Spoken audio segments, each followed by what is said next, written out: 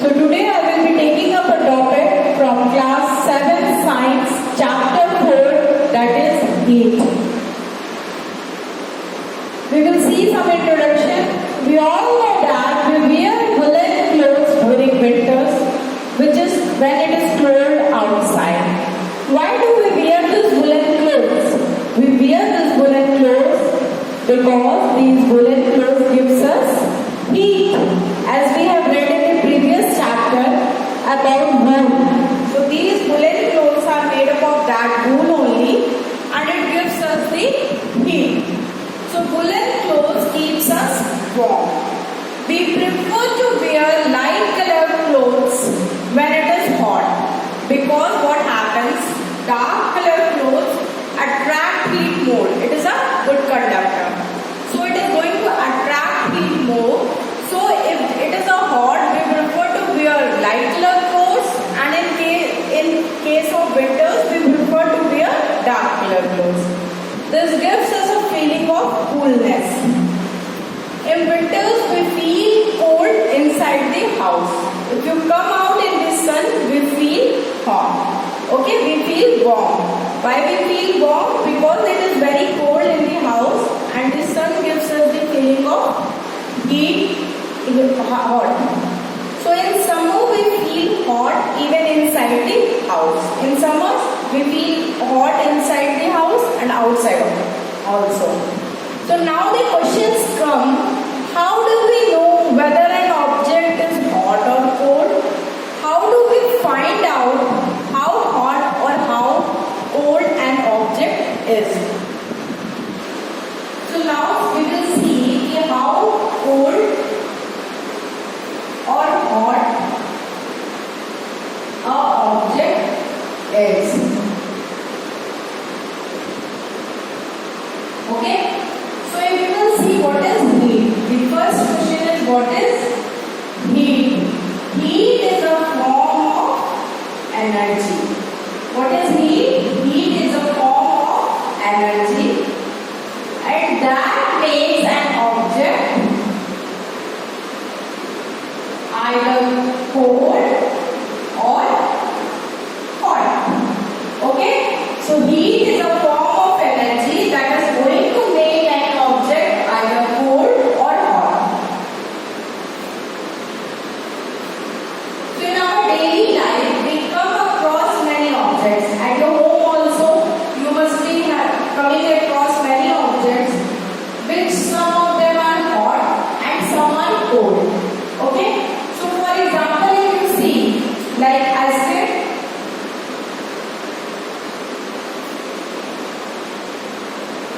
okay, very favorite of all of us. So if you will be asked whether ice cream is hot or cold, what you will say? It is cold. Then comes tea. Everybody in our house drinks tea. What is tea? If you take it in a spoon, is it a hot or cold? It is hot. Tea is hot. Okay.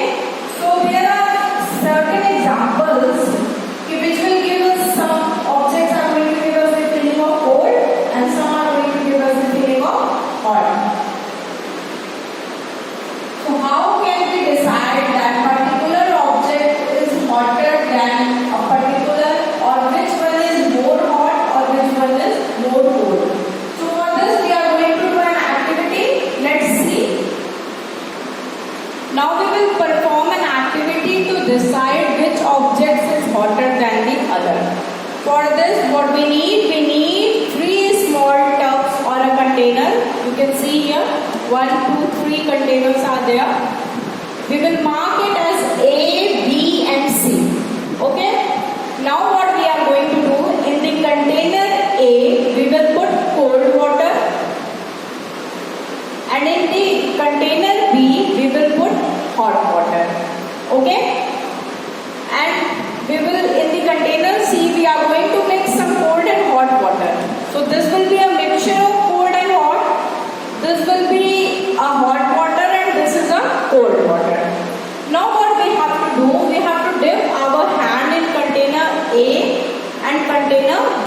So one hand in container A and the other B. After keeping the hands in the two container for 2 to 3 minutes, what we have to do, we have to put both the hands in container C. Okay? So what we will see that, first when we will put the hand in the A in a cold water, we will feel our hand cold. In B we are going to feel hot. But when we will put the hand, both the hands in C, do both the hands get the same feeling? No. What will happen? Your left hand will feel as if the water is cold and your right hand is going to feel as if the water is hot. So there is a mixed feeling. We can't, so if we will talk about this, so we can't sense or we can't rely on the sense of the heating which we are getting. Since our right hand was in a cold water, so here also we will feel cold. Since it was in hot, there will be a feeling of hot water. So this is a mixed type of feeling we are getting. So we can't rely on this answer.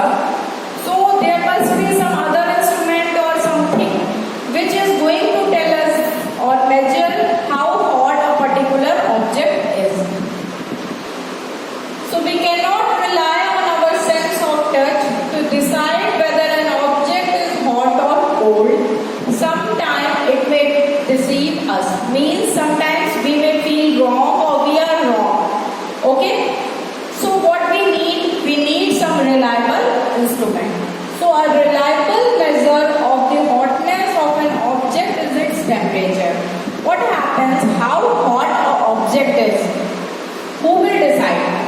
The temperature of a particular object.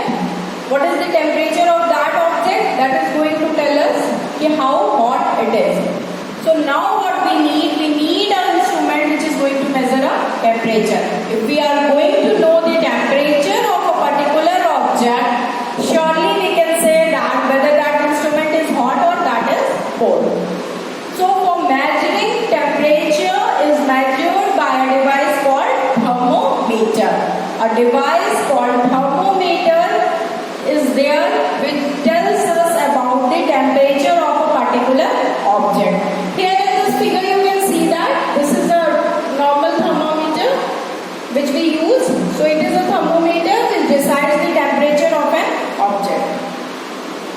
So if we talk about measuring temperature, a thermometer that measures our body is called clinical thermometer. So this is a figure of a clinical thermometer you can see here. So this is used to measure the temperature of our body. This is a clinical thermometer. This is the same thermometer which we are having at our home. Okay? So when we are suffering from fever and all, we use this thermometer only to measure the temperature of our body. A clinical thermometer consists of a long, narrow, uniform glass tube. Here you can see that the neck is narrow and it is a long glass tube. It has a bulb at one end. This bulb contains mercury. So here you can see this is a bulb and this is filled with mercury. Okay, outside the bulb a small shining thread of mercury can be seen. There is also a scale on the thermometer. The scale we use is the Celsius scale. So Celsius is we measure the temperature by Celsius and it is the symbol degree C. This is the symbol to denote Celsius scale. Okay? So here you can see this is the temperature. It is measured here. It is marked these numbers. So a clinical thermometer reads temperature from 35 degrees C to 42 degrees C. Okay, 35 to 42. Here you can see 35 to 42. It is going to measure our temperature. Okay. For measuring temperature, the unit we use is degree Celsius and the thermometer reads from 35 degrees C to 42 degrees C. Okay, so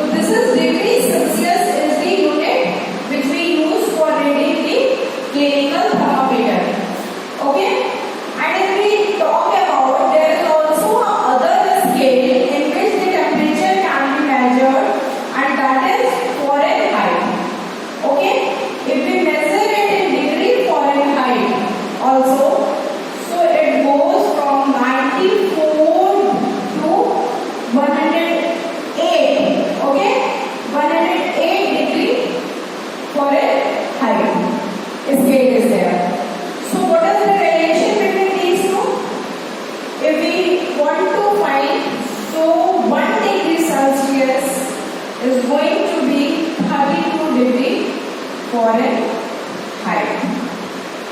So you can measure a temperature either in Celsius or Fahrenheit by using this formula. So if you have to measure your body temperature, what you need to do, the things which we need to do is that we just see the temperature is at 35 degree Celsius. So the thermometer, you just take the thermometer, suppose this is a thermometer, and if the temperature is reading higher, more than 35 degrees C, just give a jerk like this. And when you will give a 1 or 2 jerk like this, the mercury parameter is going to fall down. And slowly the parameter will be back to 35 degree C. You just need to give 1 or 2, 3 jerks. Okay? So now if you have to measure your temperature, just keep the thermometer below your tongue, take your tongue and keep it below your tongue. Okay? And keep it for around 1 minute. Just keep it for 1 minute. Okay? And this is going to measure your body temperature. You will get to know the body temperature. Another very important thing is that if so many, suppose in class you are 10 or 15 students, everybody is measuring their body temperature. It is not necessary that all of you are going to get the same body temperature. No. Maybe one student is getting different, the other one is getting different, third is having different body temperature, or 1 or 2 are getting the similar body temperature. So body temperature of particular person differs. Okay, but it will be more or less near about if you are not suffering from some kind of fever or any other disease.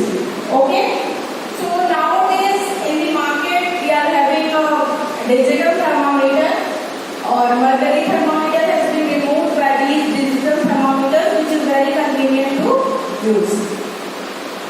So if for a normal person, who is a healthy person, the body temperature is measured as 37 degree C. Okay, 37 degree Celsius. The body temperature of normal person.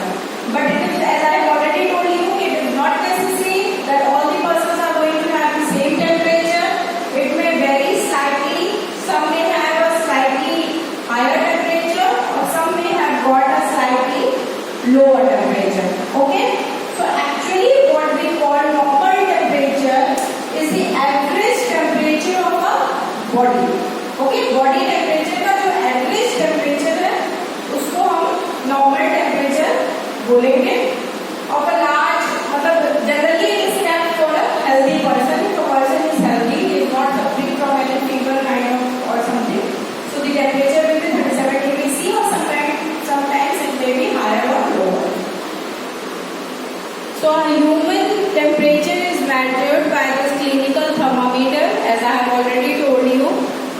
So there are some precautions which we need to take when we are measuring our temperature, or when we are using our clinical thermometer. So what are the precautions?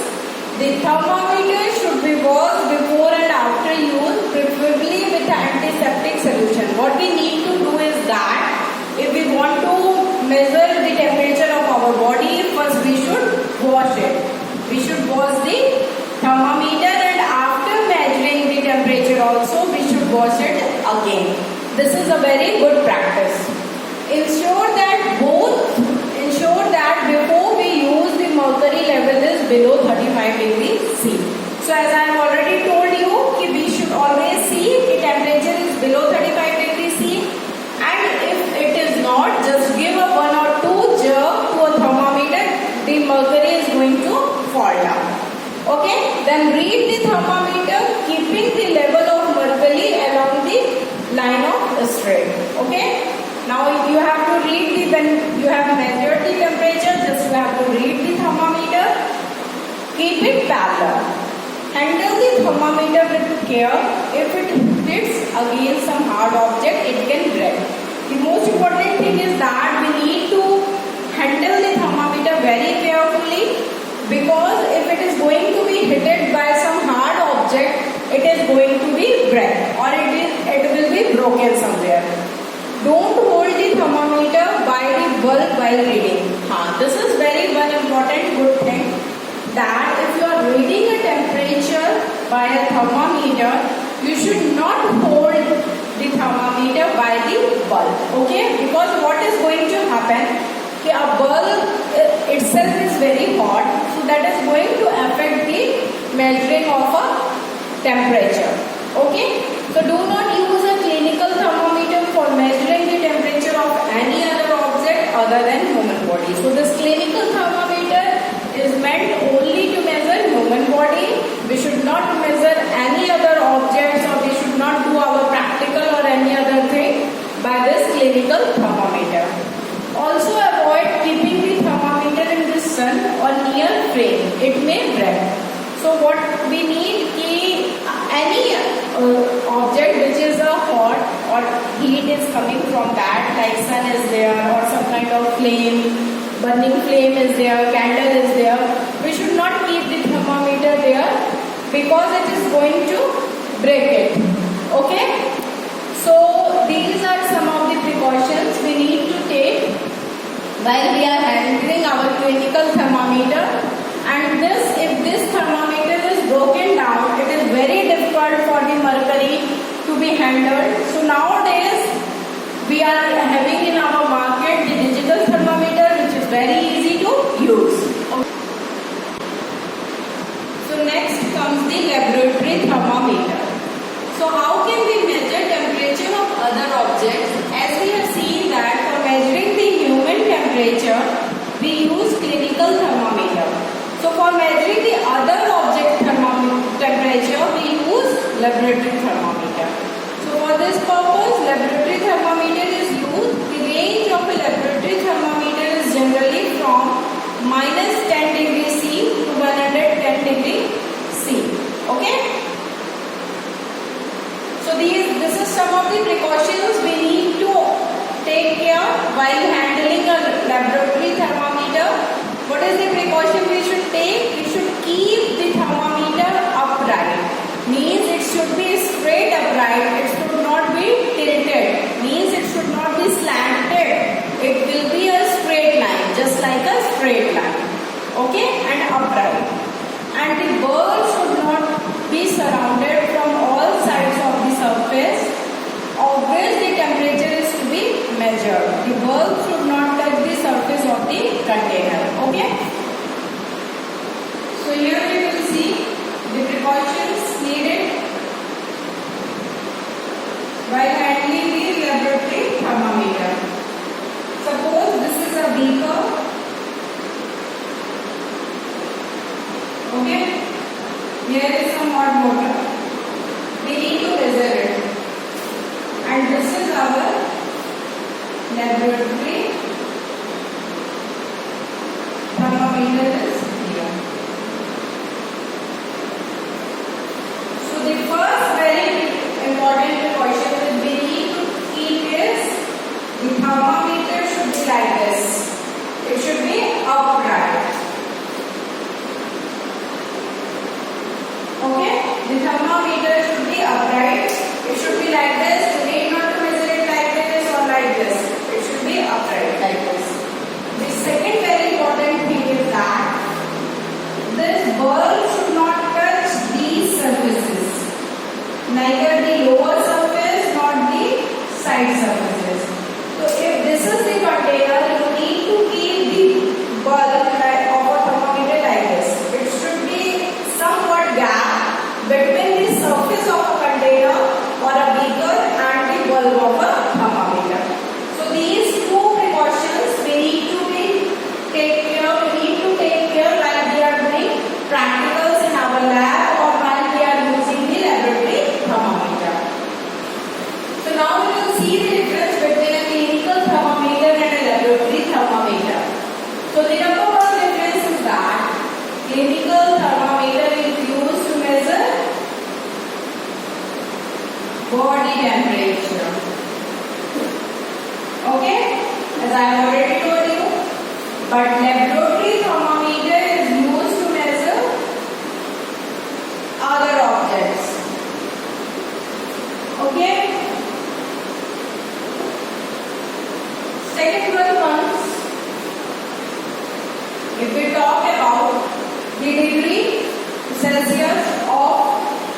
This clinical thermometer is from 35 degree C to 42.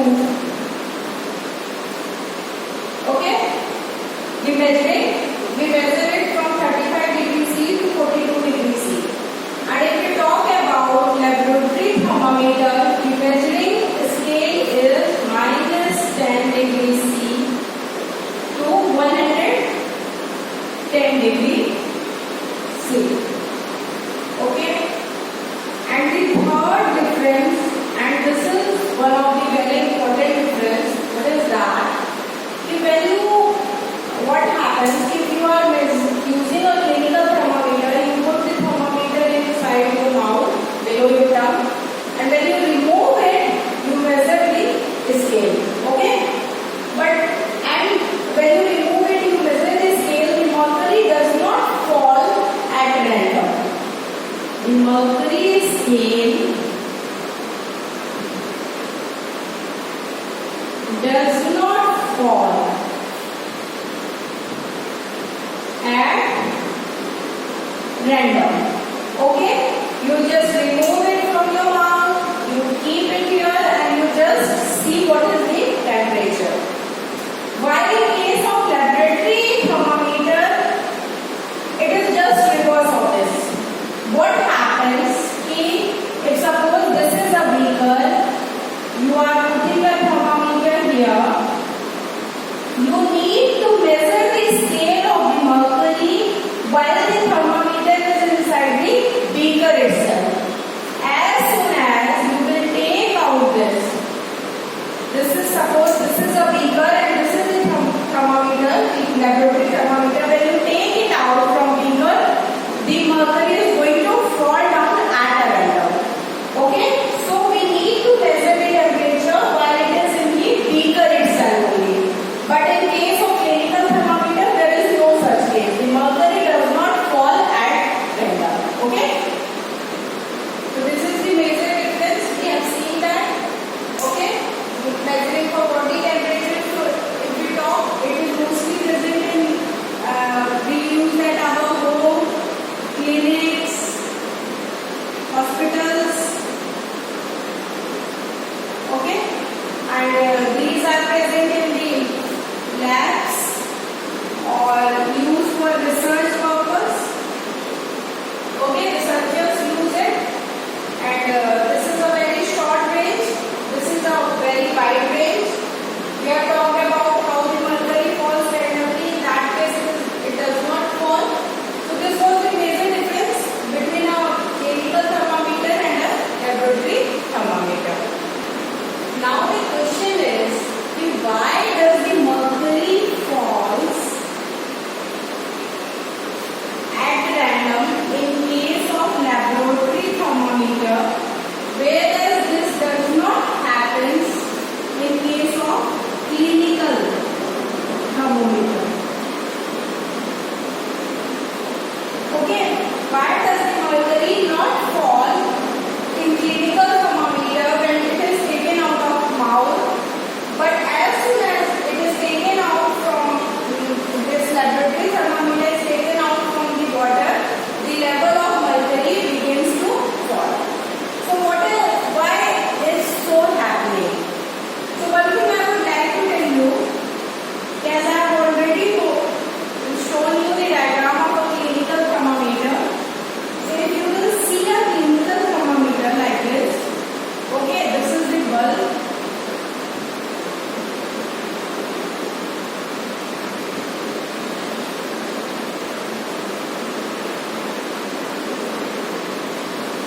This is scale reading. This is the mercury. This is going.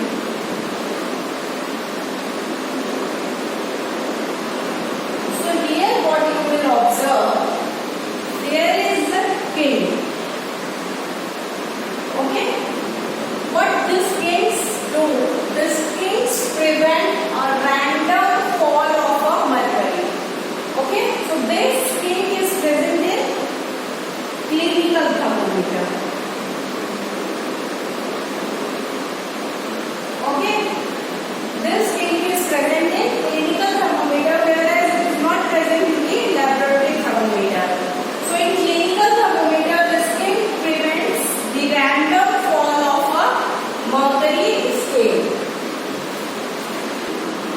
So here you can see that this is a laboratory thermometer.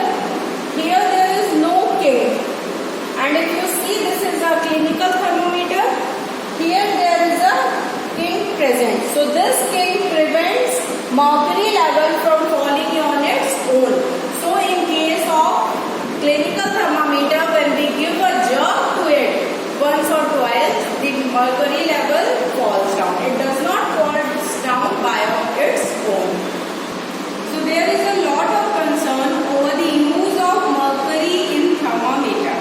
Okay, so what happens? The mercury is a toxic substance and is very difficult to dispose of if a thermometer breaks. So mercury is very toxic, so it is not good to use. And the secondary thing, if you must have seen at your home, sometime if the thermometer breaks, you couldn't hold that mercury. You could not pick up the mercury. Okay, so it is very difficult to dispose mercury when the thermometer breaks. So what happened nowadays, this mercury thermometer has been replaced by a digital thermometer. You can see in the figure here, this is a digital thermometer. Here there is no use of mercury, no mercury scale is there. It digitally measures the temperature of our body.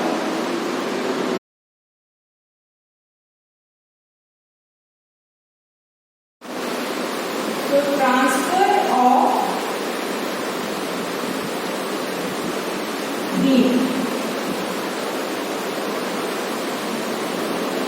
So we have seen how the object can be hot or cold. Now it comes transfer of heat.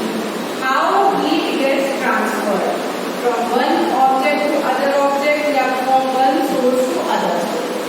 So you might have observed that a frying pan becomes hot when we keep it on the flame.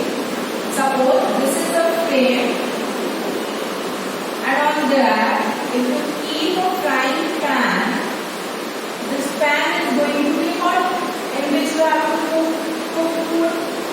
What has happened? It means that the heat passes from the flame to the utensils. Okay, whatever utensil you are using, the heat has passed from this flame to this utensil.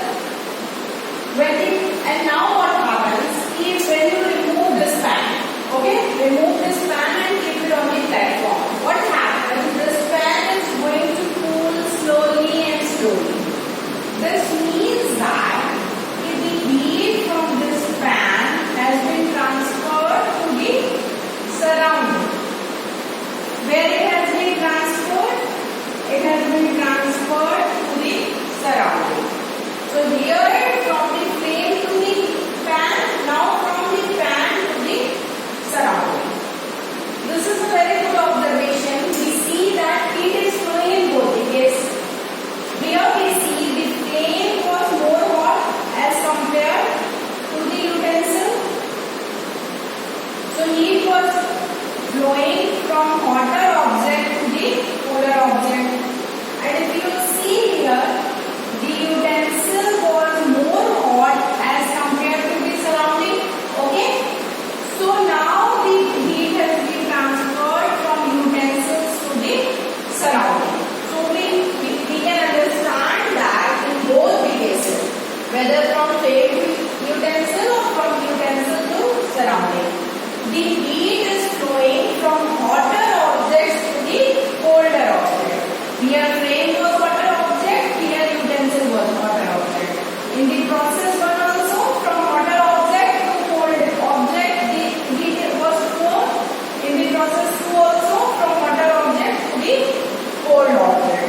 So we can say that heat flows from hotter object to colder object. So this was a very good observation about transfer of heat, that heat flows from hotter object to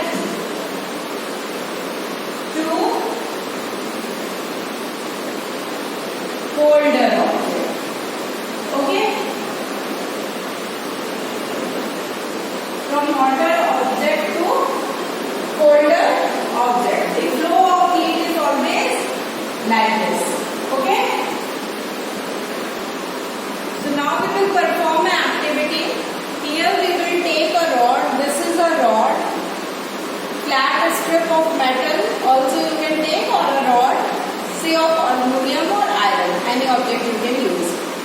fix a few small wax pieces on the rod. Here you can see that 1, 2, 3, 4 and 5. 5 pieces of the wax has been fixed. So these pieces should be at nearly equal distance. Now clamp the rod to a stand. Here you can use any stand, and if you don't have a stand, you can put this rod in between two bricks. Okay? Now heat the other end of the rod and observe.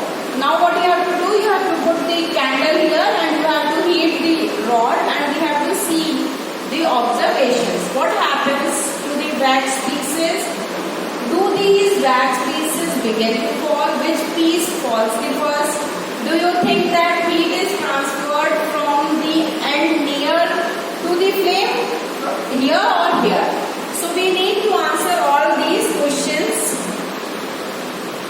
So here you can see it is a setup here. The rod is here and here is the candle. This is the wax arranged. So what will happen when we will light a candle here? The rod will start to be heated from this end and the heating will be transferred like this. Okay? So first this end will be heated and afterwards this. So first this wax is going to fall down. Then this wax will fall. This wax. Then this one. And at the last this. While this is happening, this wax was at the farthest distance from the candle. This was at the nearby. So the nearby will fall first. So we can say that the process by which this heat is getting transferred. Okay? From the hotter end, this was the hotter end and this is the colder end.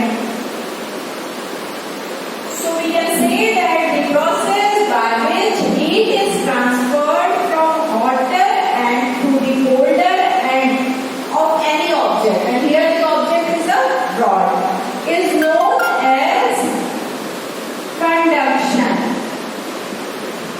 What is conduction? Conduction is the flow of heat from hotter end of an object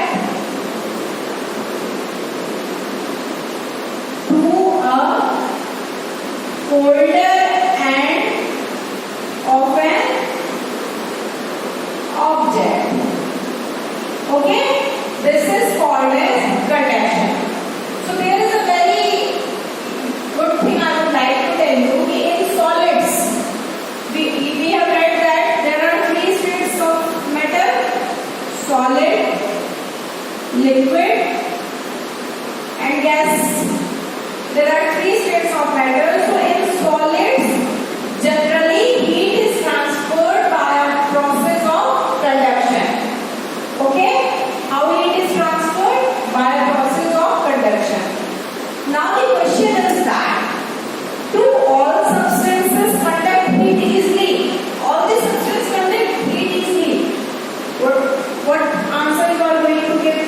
Yeah, if I ask you, you must have observed that at your home there is a metallic pan. So it is having some kind of handle is there.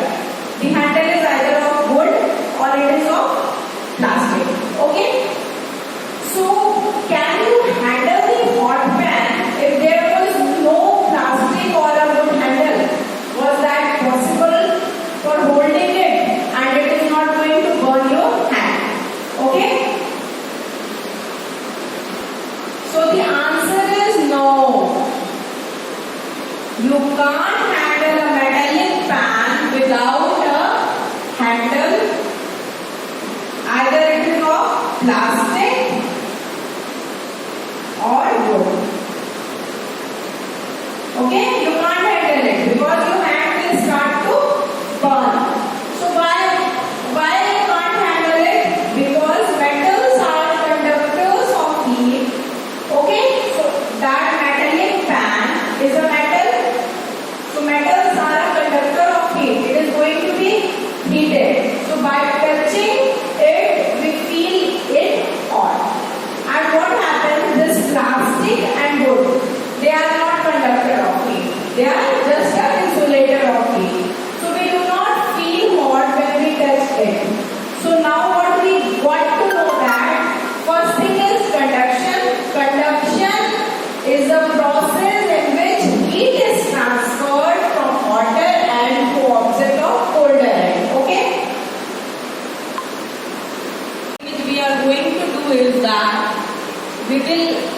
take heat water in a small pan or a beaker.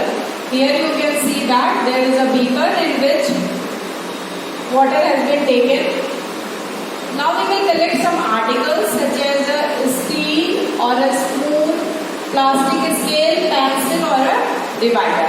Okay, you can see that in a beaker there are these instruments. Now when we dip one end of each of these articles in hot water, wait for few minutes, touch the other end. Now what we have to do, the activity is that we have to touch the other end and we have to see the conduction of heat by these different materials. Materials are different. One is steel, one is plastic, pencil is a wood and a divider. Okay? So we will see what happens, how the heat is conducted. So we will see conduction of heat. Okay? As I have shown you in the diagram that we have taken different materials. So what happens? Different materials conduct heat at different rates. Okay? Different material conducts heat at different rate. Fine. So all the materials have different rate of conduction. Okay. So if we will see that metal is a better heat conductor than plastic and wood. Okay. Metal, plastic and wood. So metal is a better heat conductor as compared to plastic and wood. So the materials which allow heat to pass through them, okay, which allow heat to pass through them are good conductors of heat, or you can say they can be easily conducted. Okay, if we still see the example, aluminum is there, aluminum.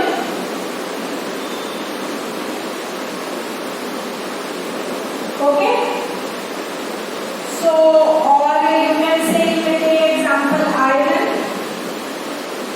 or copper is there.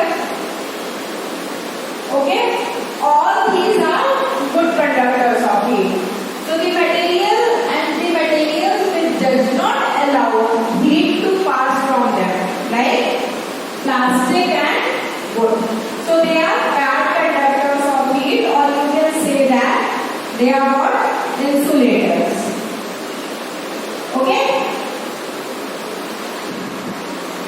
So water and air are poor conductor of heat. Then how does the heat transfer takes place in these substances? Let us find out. We will do an activity to see this. Okay? So we will take a round bottom flask. You can see here is a round bottom flask, and if flask is not available, we can also take a beaker. Now we will fill 2/3 of that container or a round bottom flask with water. 2/3 we will fill with water. Place it on a tripod. There is a tripod stand is there, or you can make some other arrangement also to keep the flask if you don't have a tripod. Okay, so now what we have to do, we have to put this candle here, you can see in between, placing a candle below it. Okay, now we have to wait till the water in the flask is still. Since the water was moving, we have to wait till the water gets still. When the water gets still, we have to place a crystal of potassium permanganate at the bottom of the flask. Okay, what we have to put? We have to put a crystal of potassium permanganate at the bottom of the flask. Here you can see that some pink thing you must be seeing, that is potassium permanganate that has been kept in the bottom of the flask. We can keep it by using a straw. Now heat the water by placing the candle just below the crystal. Here is a candle and we have to heat the round bottom flask or just a beaker if you have taken, we have to heat that. And now let's see what happens. When water is heated, the water near the frame gets hot. What happens here? The water that is near the frame gets hot first. The cold water from the sides move downward towards the source of heat. This water also gets hot and rises, and water from the sides move down. Okay, this process continues till the whole water gets heated. So in this way, the whole water is getting heated. Okay, so this mode of heat transfer is known as convection. We have already seen conduction. In conduction, from the hotter end to the colder end, the heat was going, and here we see that all around the water is going to be hot, cold water, and this mode is called as convection. Okay? So now we will see convection.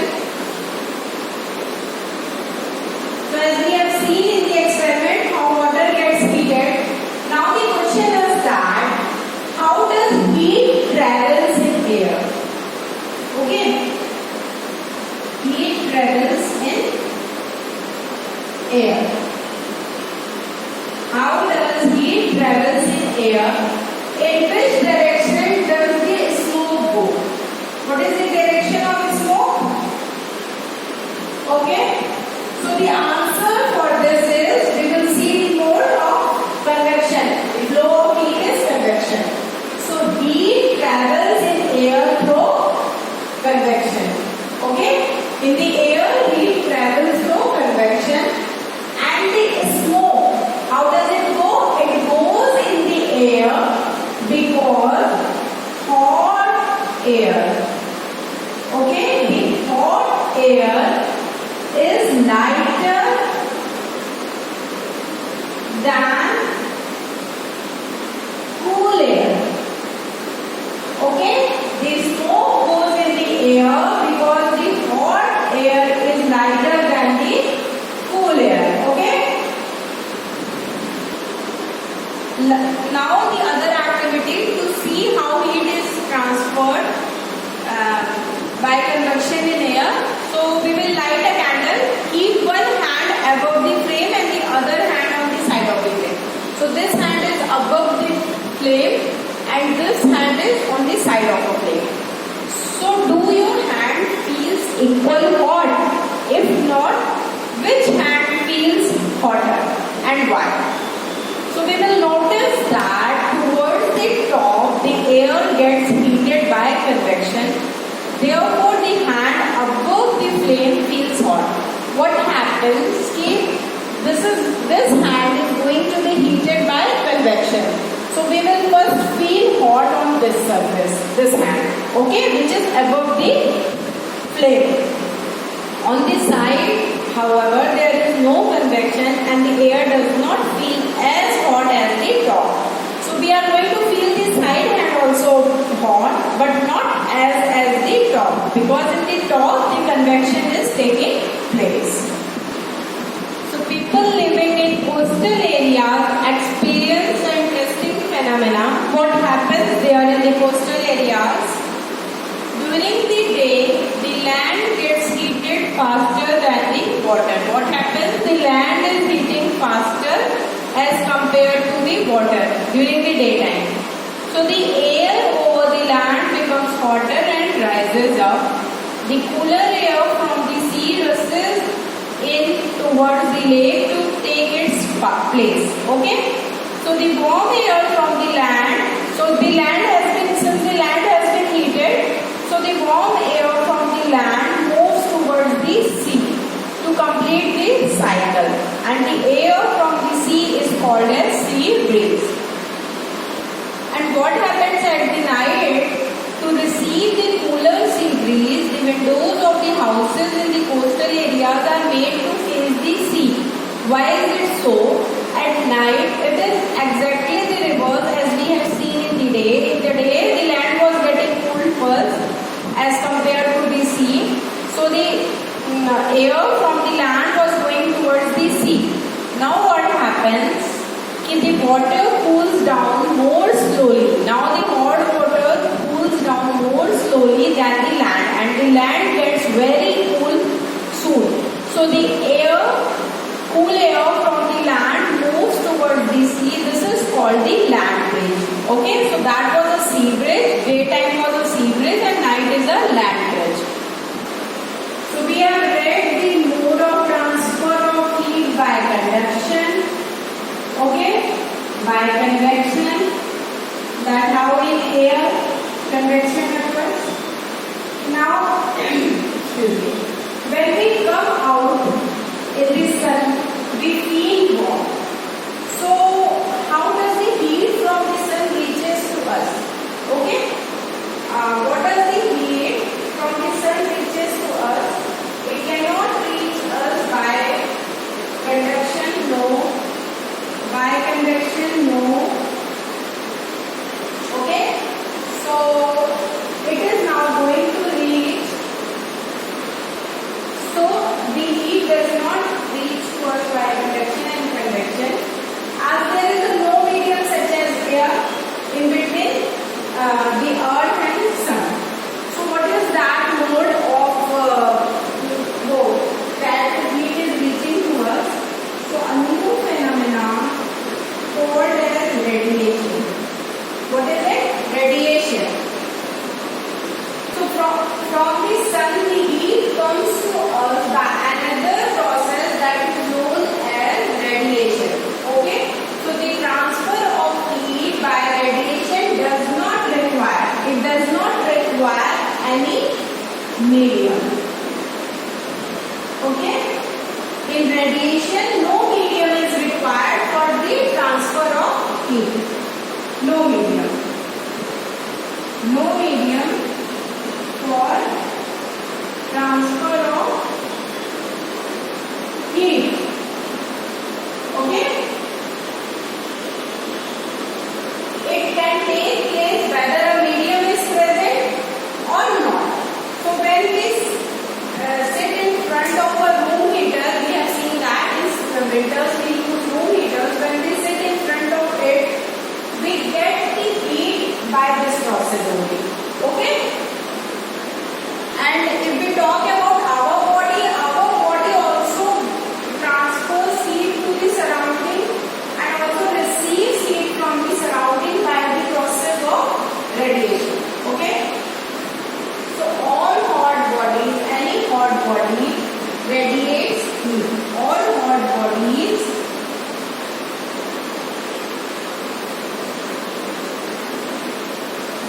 radiate heat. Okay? So when this heat falls on some object, suppose this is an object on which the heat is going to fall. So what happens? Suppose this is an object and here the heat is going to fall. So some of the heat is observed by this object, some of the heat the body is going to observe or absorb, or that particular object is going to absorb, and some part is transmitted. Okay, so some heat is absorbed by the object and some is transmitted. Fine.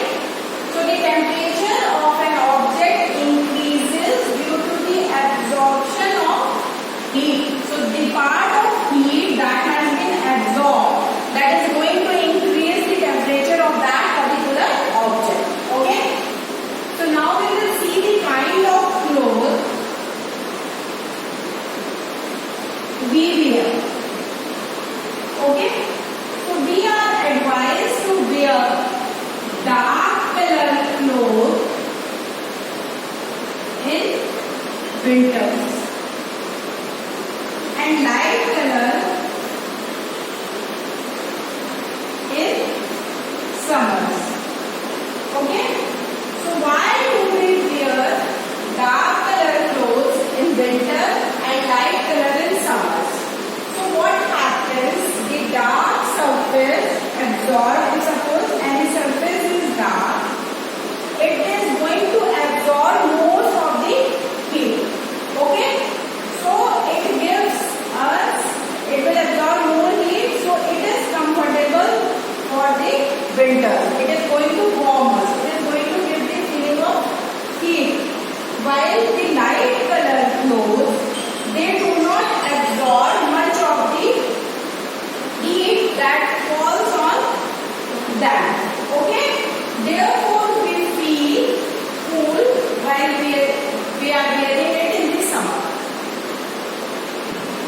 So now Ollie Scholars have developed its app. You can go in Google Play and download it from